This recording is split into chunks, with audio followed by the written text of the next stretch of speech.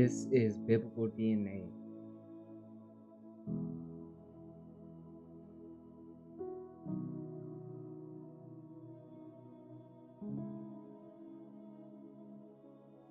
Foreign wives expelled.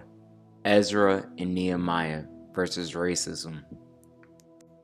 This video will cover one of the most disturbing and misunderstood passages in the Hebrew Bible, Ezra chapters 9 and 10 and Nehemiah chapter 13. These texts describe the forced expulsion of foreign wives and children in post-exilic Judah, a policy that is often misused today to justify racism. We're going to look at what the text actually says, why it happened, and why racial interpretations completely collapse under scrutiny. Placing these events on a timeline matters. These reforms occurred less than a century after the national collapse and exile. They are reactive, not timeless. This is emergency identity enforcement, not eternal doctrine. Jeremiah chapter 17 verse 4 is fundamentally about the Babylonian exile of Judah, foretelling that Yahweh's anger would cause them to lose their inheritance, the promised land, and be enslaved in a foreign land, Babylon, due to their persistent idolatry and unfaithfulness, fulfilling the warnings of the covenant. While the judgment was for Babylon's actions, the prophecy describes Judah's experience in Babylon and the broader consequences of turning from Yahweh, setting a pattern for future dispersions. This has nothing to do with African Americans and the transatlantic slave trade, i.e., West and Central African diaspora. This is not ancient Israel at its peak. This is a traumatized population returning from exile from Babylon, living as a tiny Persian province with no king, no army, and no sovereignty. Everything about Ezra, Nehemiah reflects fear, the fear of cultural loss, religious dilution, and political extinction. Ezra learns that priests, Levites, and lay people have married foreign women. He frames this as a violation of covenant law, using ritual language like impurity and guilt. Notice what he does not say. He never mentions skin color, biology, or race. This is a legal and religious crisis, not a racial one.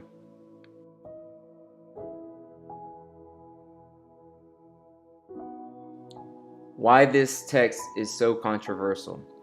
The text records forced divorces and child expulsions. Women are never allowed to speak. The Bible does not justify this morally. It simply documents it. Recording in action is not endorsing it. Years later, the policy fails. Intermarriage resumes. Children speak multiple languages. Nehemiah resorts to violence and public shaming. Even the high priest's family is involved. That alone tells you this policy was neither stable nor universally accepted. This is where modern abuse happens. Foreign in the Bible does not mean race. It means covenant status. Converts are accepted elsewhere in the Tanakh. Ruth is a Moabite. Isaiah welcomes foreigners. Jonah rebukes ethnic nationalism. Anyone using Ezra and Nehemiah to argue racial purity is lying to the text. Ezra and Nehemiah represents one priestly faction under extreme pressure. The Hebrew Bible preserves disagreement, not uniform ideology.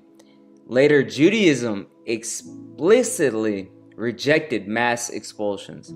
This is about fear and survival, not divine racism. Quote, from the standpoint of Ezra and Nehemiah, Golach returnees are represented as the only legitimate political and religious community in Jerusalem are Yehud, demanding strict, endogamy, marriage within one's group. Any man with a non-Gola wife, Ezra 10's foreign woman, or a wife from Ashdod, Ammon, or Moab, Nehemiah 13, was to divorce her. Maternal lineage in Ezra, Nehemiah, and later Judaism. One of the most overlooked facts in Ezra and Nehemiah is this: the problem is not foreign men, it's foreign women. That's not accidental. Ezra never says Israelite women married foreign men. He says Israelite men married foreign women. And Nehemiah tells us why this mattered. The children didn't speak the Jewish language. They spoke their mothers' languages. In the ancient world, mothers raised the children. They taught them how to speak, how to worship, and how to live. So when Ezra and Nehemiah worried about identity loss, they were worried about maternal transmission. This is the historical root of a rule that later becomes formalized in Judaism. Jewish identity follows the mother, not because of DNA, not because of race, but because covenant identity is taught, practiced, and preserved in the home. And the home was shaped by the mother. After exile, after displacement, after intermarriage became unavoidable, Judaism needed a stable, enforceable rule that could survive diaspora. Maternal lineage solved that. And this is where modern racial interpretations completely collapse. Judaism does not define identity by Y-DNA, mtDNA, or skin color. A child born to a Jewish mother is Jewish, regardless of ancestry, phenotype, or genetics. Ezra and Nehemiah isn't about blood purity. It's about cultural survival after catastrophe. Final conclusions. Ezra and Nehemiah tells us how far people can go when they fear disappearance. It is a warning, not a racial blueprint, and every attempt to weaponize it for modern racism collapses under historical scrutiny. Ashkenaz does not equal to Ashkenazi Jews. Bible, genetics, historical context. Addressing a common but persistent claim that Ashkenazi Jews descend from Scythians or steppe nomads. Genetics does not support that. Shared ancestry is not shared descent. And today, I'll show you exactly why. And just in case you haven't watched my previous videos, Ashkenaz, Scythia, Ashkenazi, Scythian, Ashkenazim, Scythians. These are my previous videos where I covered Ashkenazim, their origins episode 1, Ashkenazim, genetics episode 2, Ashkenazim, association with the Jews, episode 3, who were the Scythians / Ashkenaz, ancient DNA tells all. The Scythians were not a single ethnic group. They were a cultural horizon spread across the Eurasian steppe, composed of multiple populations with different genetic backgrounds. As we can see here, ancient remains of Scythians. Scythians had a diverse phenotype due to their large, mixed populations across the Eurasian steppes, but ancient accounts often emphasize tall, powerfully built individuals with fair skin, red or blonde hair, and blue or green eyes, specifically among the European Scythians, supported by some skeletal finds. Who were the Scythians? The Scythians were ancient, skilled, Iranic, nomadic warriors who roamed the Eurasian steppes, modern Ukraine, South Russia, from around the 9th to 3rd centuries BCE. Famed for their horsemanship, distinctive animal-style art, especially gold, elaborate burials, kurgans, and fierce independence, interacting with Assyrians, Greeks, Persians, and others while leaving a rich archaeological and historical legacy. Geographical and ethnological considerations. Bible Hub. The Table of Nations orders Japheth's descendants westward and northward from Ararat. Ancient sources connect Ashkenaz with the northern regions of Asia Minor or the southern shores of the Black Sea, areas later occupied by Phrygian or Scythian peoples. The linkage with Ararat and Mini in Jeremiah chapter 51 verse 27 situates Ashkenaz in the vicinity of ancient Armenia, aligning with the broader kingdoms of the north. Theme in prophetic literature.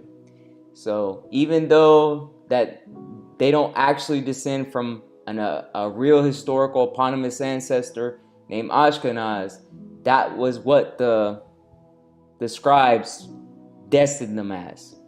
That's their ethnographic identity, even though it's a fictional eponymous ancestor.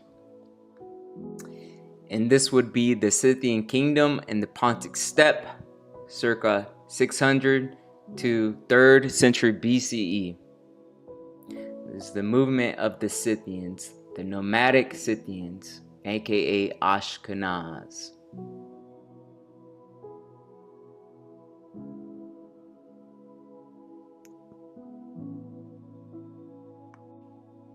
Western Scythians in the Pontic Caspian region showed continuity with Bronze Age steppe groups.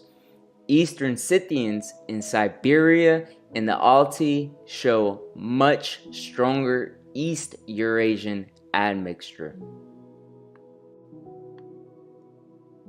Thanks to ancestralwhispers.org for making this reconstruction and bringing to life of what a Scythian would have looked like in Kazakhstan. Scythians were also known as the name Saka.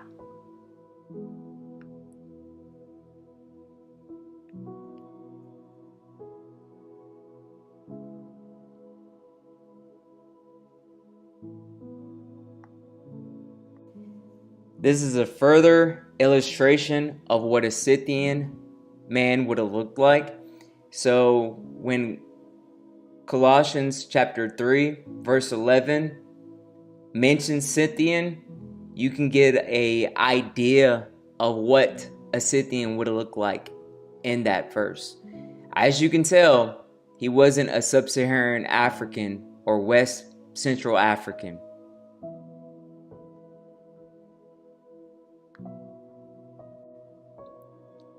Western Scythian Y-DNA. Ancient DNA shows Western Scythians were dominated by haplogroups R1A and R1B lineages, with some I2A and minor Near Eastern input. This reflects steppe continuity, not Jewish ancestry. Eastern Scythian Y-DNA. Eastern Scythians show even more diversity. Haplogroups R1A-Z93, Q, N, and East Asian associated lineages. Again, these are Indo-Iranian steppe populations, not Israelites. Admixture model of ancient Scythian populations. As you can tell, there's 3 components for admixture. Ancient Scythians were admixed steppe populations formed from Western steppe, Iranians related, and East Eurasian ancestries, with proportions varying by region and time. Alright, this is a PCA chart from Andreeva et al. 2025, Genetic History of Scythia. Genome-wide data indicates that the Scythians formed a genetically diverse steppe horizon characterized by regional admixture with no direct ancestral link to the Ashkenazi Jews.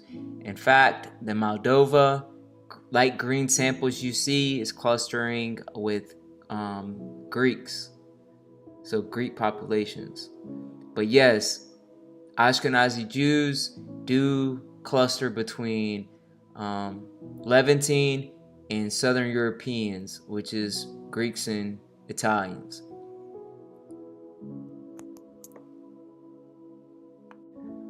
What R1A-Z93 means?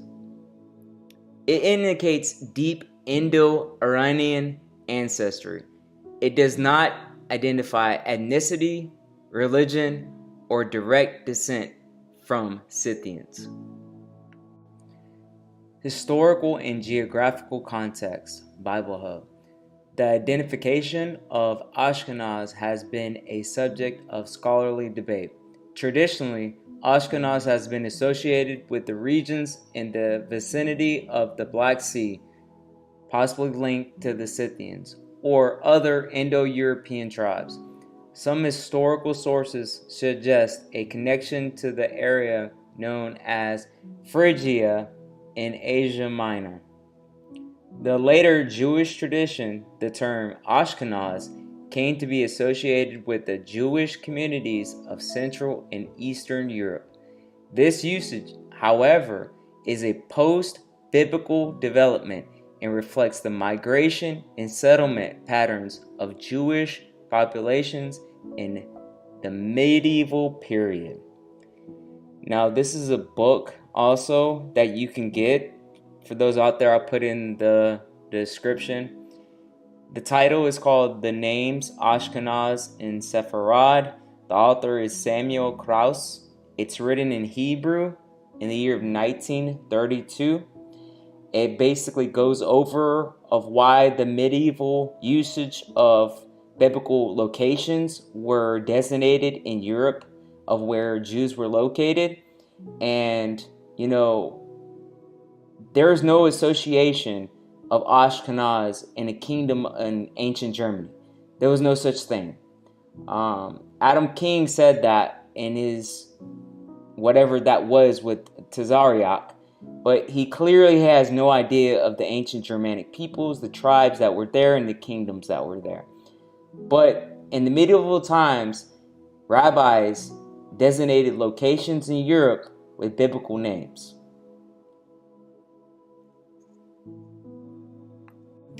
With the rejection from Kraus that the idea that Germany were the descendants of the biblical Ashkenaz, this is where the migration route is supposedly come from with the Ashkenazi Levites, the Y chromosome.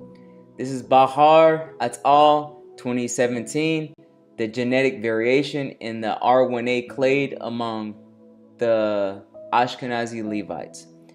Evidently, R1A-Y2619 is well nested within a plethora of phylogenetically close Middle Eastern sister clades, sampled in Iranian Azeris, a Kerman, a Yazidi, and one man from Iberia.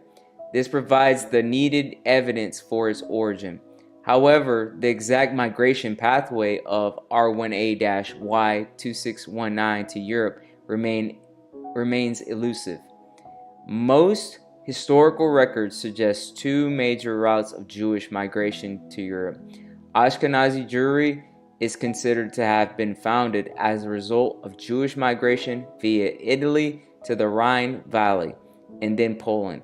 Sephardic Spanish Jews are considered to have migrated along with the gradual Islamic expansion to North Africa and then Spain. Because R1A-Y2619 is of Middle Eastern origin, it is possible that its introduction to Europe was by either or both of these routes. Ashkenazi Levite Y-DNA.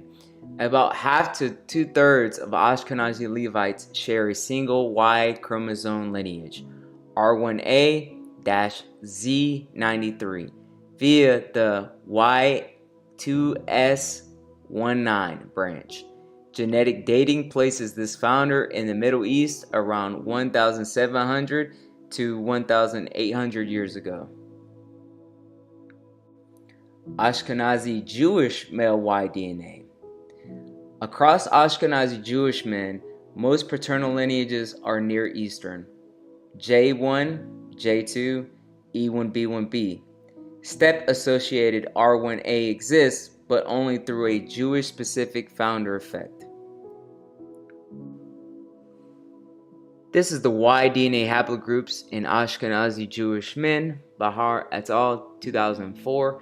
As we can see, haplogroup J reaches 38%, haplogroup E 20.4%, haplogroup R 18.9%, haplogroup G 9.7%, haplogroup Q 5.2%, haplogroup I 4.1%, and other 3.7%. And I know for a fact that T is in there, so that other would definitely be T. But a further breakdown of the haplogroups, so J1, specifically J-M267, going into J-P58, is 20 to 25% around of Ashkenazi Jewish men. J2, J-M172 is around 15 to 20%. E1B1B is around 10 to 15%. So as we can see, the dominant lineages are Near Eastern, J1, J2, and E1B1B, while R1A, R1B is a minority lineage concentrated mainly among Levites due to a founder effect.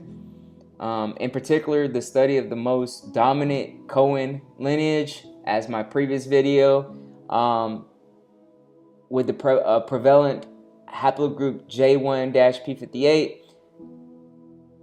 is amongst them.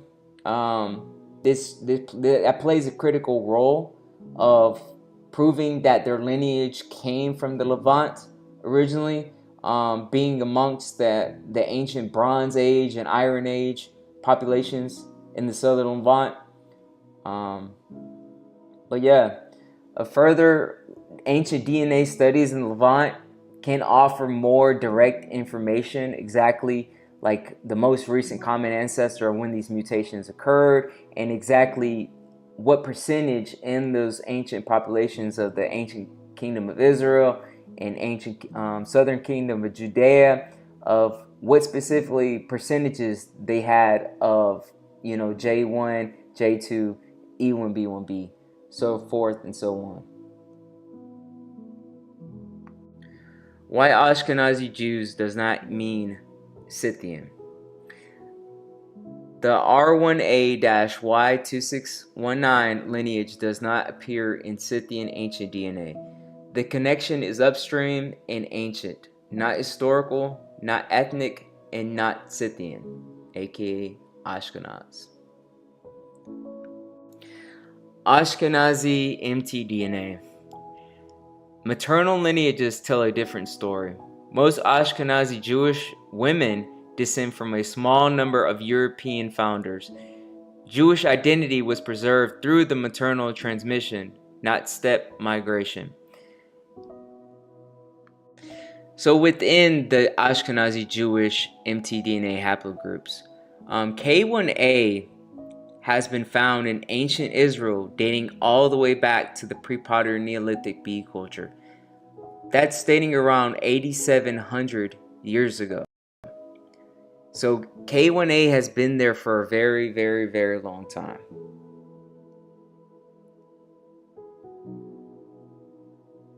N1B is a haplogroup that dates all the way back to the E-Paleolithic Natufian culture. That's 12,700 years ago.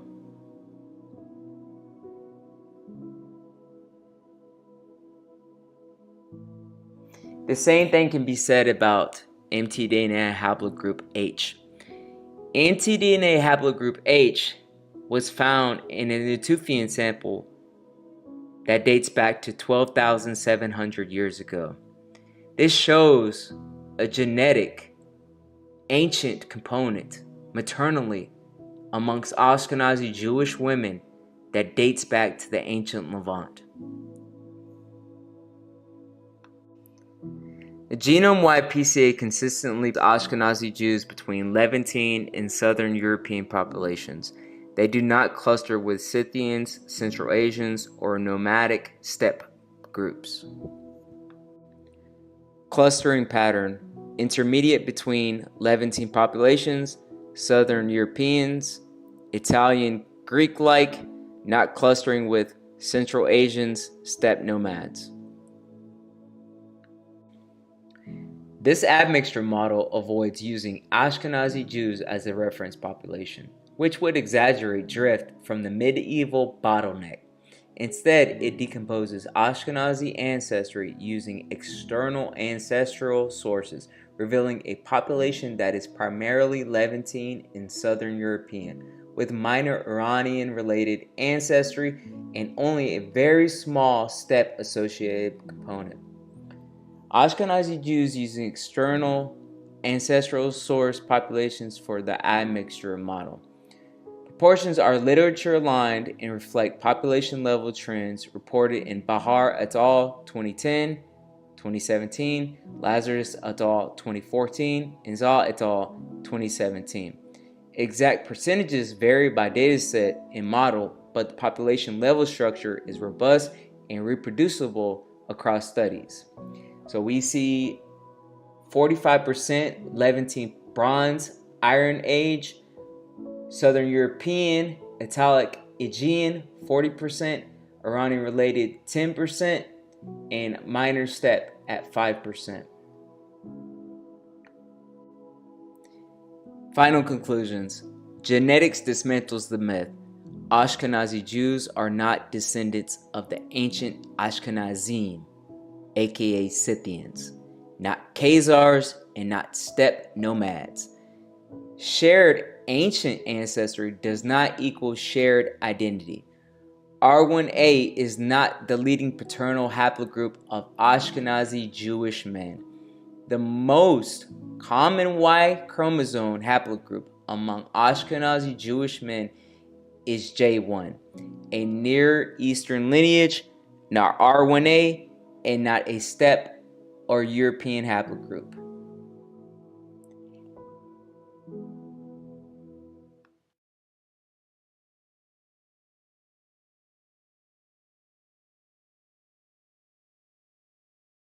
All right, so I'm on Family Tree DNA. Let me make sure that my screen looks good. Move it around a little bit. All right. So I'm on the Hebrew DNA research project. My filter, I use Germany. And what I see is that there was a lot of H in these individuals that I'm assuming have Ashkenazi Jewish background. I also see J. So J1C4 is known to be in the Near East, found amongst the Near East, Near Eastern population, mtDNA and also T1A1, which was found in the ancient Israelite sample. But yeah, or T1A, something like that. But yeah, it's definitely found in the ancient populations. So that is for sure. So there's when people claim that hey, these people have nothing to do with the land, they make themselves out to be retarded by saying such things because it's not true. But hey, I'm just saying. Trying to do also the Y-DNA.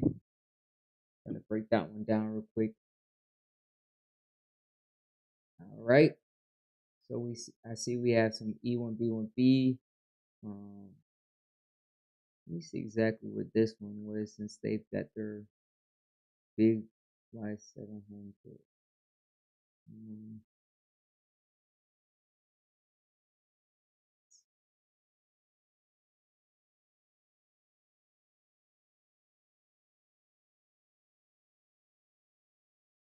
Lithuania, okay. They're from Lithuania. I'll get back to that one real quick. Let me break this one down. All right, so I see some J1s, some J2s, some R1As, R1Bs. Yep, so it looks like a really mixed multitude of male lineages for these men that I'm assuming are claiming Ashkenazi Jewish heritage.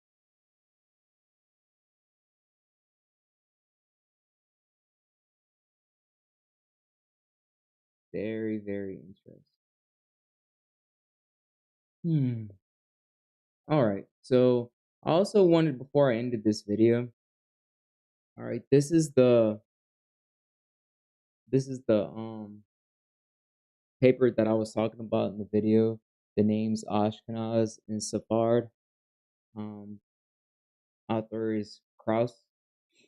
And on page 425, he's talking about the Scythians and the Ashkenaz connection. I got it broken down for me using ChatGPT.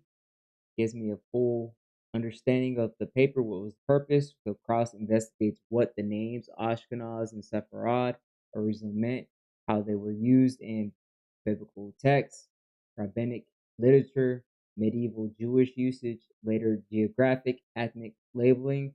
His main goal is to show that these names were not originally ethnic or racial terms, but ancient geographic designations that were reapplied over time. So reapplied over time, right? So the breakdown Ashkenaz in the Bible. Ashkenaz appears in Genesis chapter 10, Table of Nations, as a descendant of Gomer, not Israel. Biblical and prophetic text. Jeremiah placed Ashkenaz among northern peoples. There is no association with Jews, skin color, or later European identities in the Bible. We know that Ashkenaz is originally a non-Israelite geographic name, right? So Ashkenaz in classical rabbinic literature. Rabbinic sources struggle to locate Ashkenaz precisely. Some associated it with regions north of the Black Sea, Asia Minor, or areas known from Greco-Roman geography. Krauss shows that rabbinic identifications were educated guesses, not traditions of ancestry. So rabbinic usage is not equal to biological or ethnic continuity, connection to Scythians and Sarmatians. This is one of the most important sections. Krauss reviews Greek and Roman sources that connect Ashkenaz with Scythians, Sarmatians. You watch my previous videos, like I said at the beginning, you know what I'm talking about. These were nomadic Indo-European steppe peoples, not Israelites. So the people that are British Israelites, I've even heard Black Hebrew Israelites, I think it's from the One West camps that says it. Scythians had nothing to do with Israelites. Nothing to do with Israelites, right? So in the book of Colossians chapter 3, verse 10, when it's talking about there's neither Jew nor Greek and all that stuff, Scythian and all that stuff. That Scythian is literally a steppe nomad.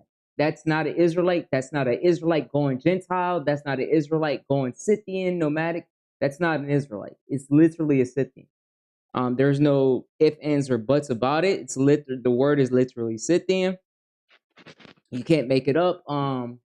Even if that were the case, a Scythian cannot, I repeat, cannot or Israelite cannot become the nation of a Gentile nation just because it becomes a citizen of that nation or becomes a citizen like a nomad, a monk dwelling amongst. It cannot become the identity of the city. He doesn't take the whole identity of the Scythians. That's not how it works. So when it's talking about there's neither Jew nor Greek and all that stuff like that, and Scythians, literally that's what it means. Because this individual, and I'll bring it up for y'all, where there is not Greek and Jew, circumcision and uncircumcision, foreigner, Scythian, servant, freeman, but all and all Christ, right? Because those who believe in Jesus They're gonna be saved and all that good stuff. All right. So this is what we know.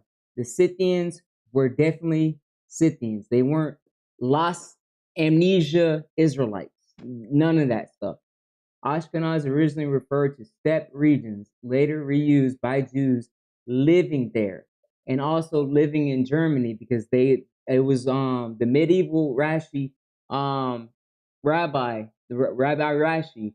He is the one that solidified Germany to being Ashkenaz. It was him. He was the one. Rashi was the person. I've gone over this before. So in fact, I pulled it up right here. Rashi, between 1040 to 1105, the great commentator used Ashkenaz for German lands, solidifying its meaning for Jews in the Rhineland and France. Explains the PMC article, The Origins of Ashkenaz, Ashkenazic Jews in Yiddish. While this Cambridge University Press book discussed Edom Christian European.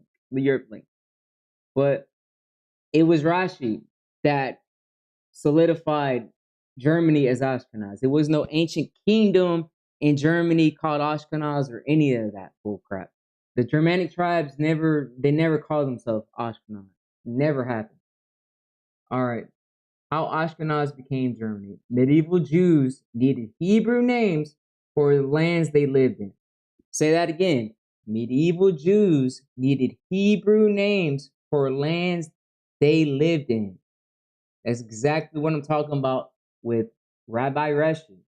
He's the one that came up with that stuff. He's the one that solidified it. It was Rabbi Rashi.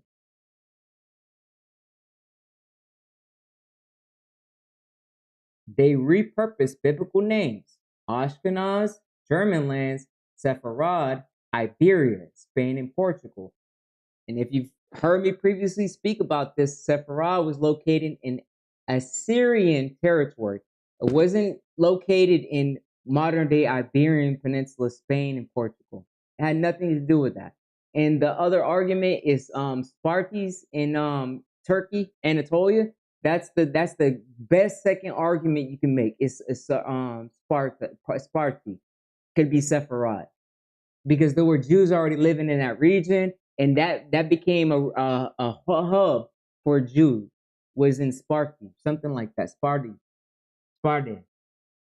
Krauss explicitly rejects the idea that Jews in Germany were descendants of biblical Ashkenaz. Bam! So all these black Hebrew Israelites claiming, oh, y'all identify as Ashkenaz. No, it's been already freaking established. It's been already established that that's not what it means. They never claimed to descend from no Ashkenaz. That was just a land that medieval rabbis, Rashi, renamed that land using the biblical Ashkenaz. All right. So Ashkenazi Jews are Jews living in Ashkenaz, right? The medieval name Ashkenaz, not descendants of Ashkenaz. Even though Ashkenaz is a fictional upon its ancestors, because the Scythians never claimed to descend from no Ashkenaz. All right. Don't want to get into the Sepharad, but if you want to, I'll pause it for a second. You want to take a screenshot or read it real quick. Just know that Ashkenaz was just a name that they used for biblical traditions to rename European countries, right? Biblical names. That's all that was. Rabbi Rashi did it. I've blamed him before previously. I'm still blaming him now. I still haven't changed. He was the one responsible for renaming, specifically solidifying Germany to Ashkenaz. Rabbi Rashi, medieval rabbi.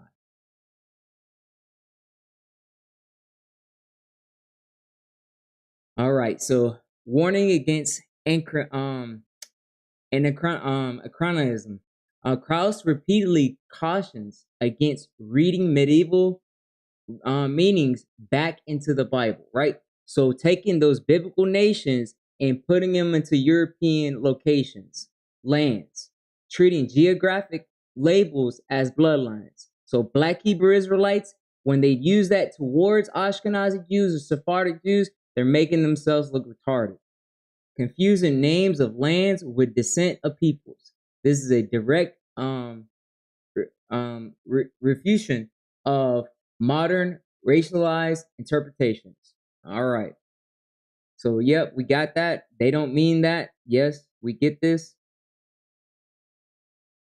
Yep, it undermines claims. So you cannot claim Ashkenazi Jews descend from no biblical Ashkenaz people. It didn't happen. Didn't happen. That's just medieval rabbi renaming locations in Europe to biblical names. That's it. Again, this is where you can get this paper from.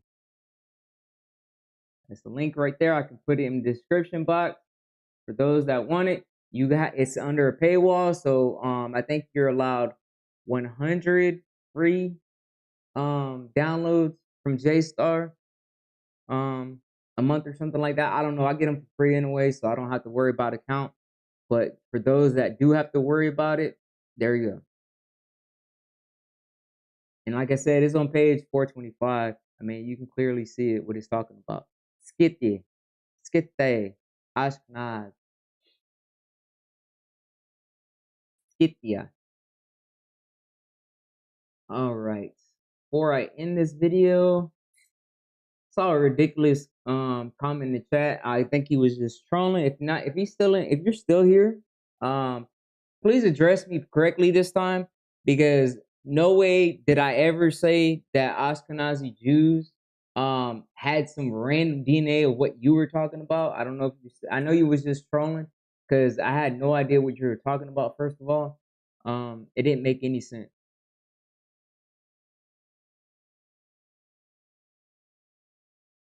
Talking about he had ancient North African DNA, bro. You obviously didn't watch the video carefully, because that's not what the medieval rabbis ever claimed the land was. They never claimed that North Africa was Ashkenaz. They literally claimed Europe was Ashkenaz, not North Africa. They claimed that as being Spain as Sepharad. Egypt was Mizraim. I mean, that one never changed. That was always the understanding, that Egypt was Mizraim. So, I don't know.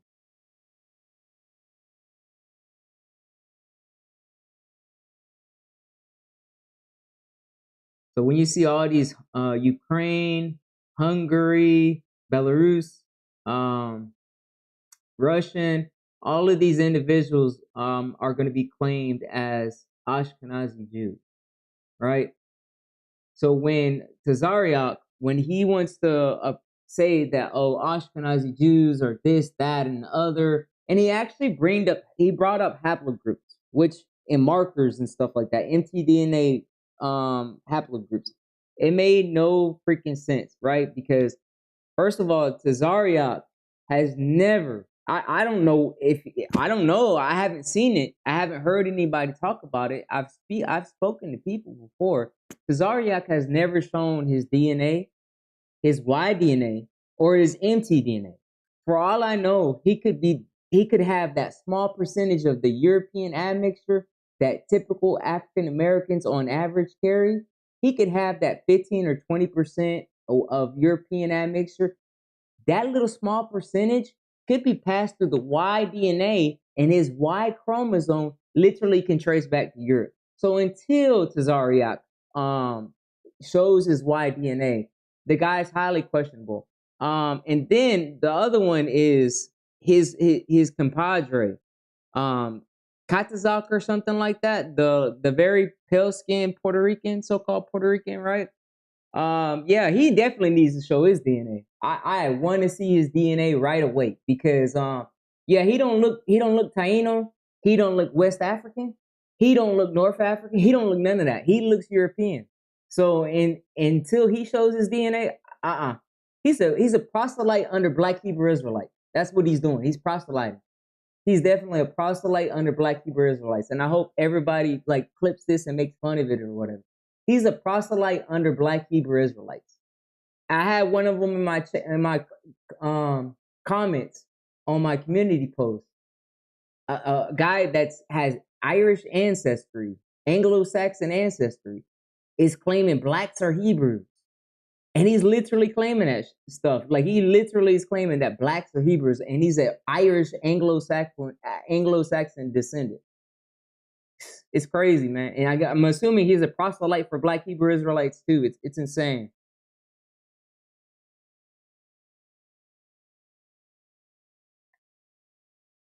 So we see all these E1B1Bs amongst these Ashkenazi Jews.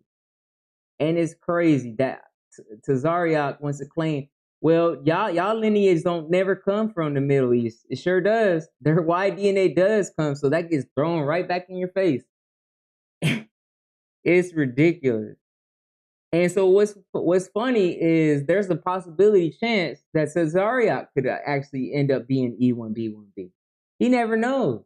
You never know when it comes to the Y-DNA. Because Zaria, I guarantee he doesn't even know his fourth, fifth generation grandfather. Like, he don't know none of that stuff. Great grandfather. He don't know none of that stuff. But wants to question other people based off of what their lineage, because of what they look like.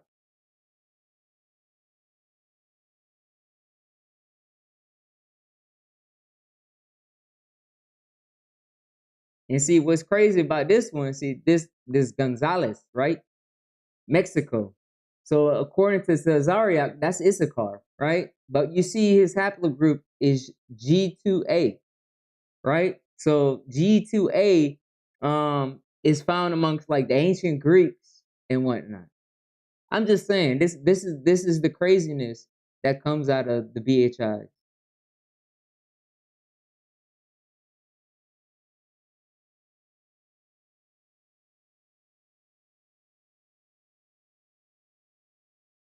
All right, I'm gonna go ahead and end this video. I've been long-winded. I think I'm at 47 minutes. Yep, I'm gonna leave it there. Yeah, I hope y'all enjoyed this video. Like, share, and subscribe and all that. Hope this was informative. If there's anything that I spoke about in this video that you would like personally, just get in contact with me via email. You can find that on my about YouTube. And if not, you can't find my email, just hit me up in my community post.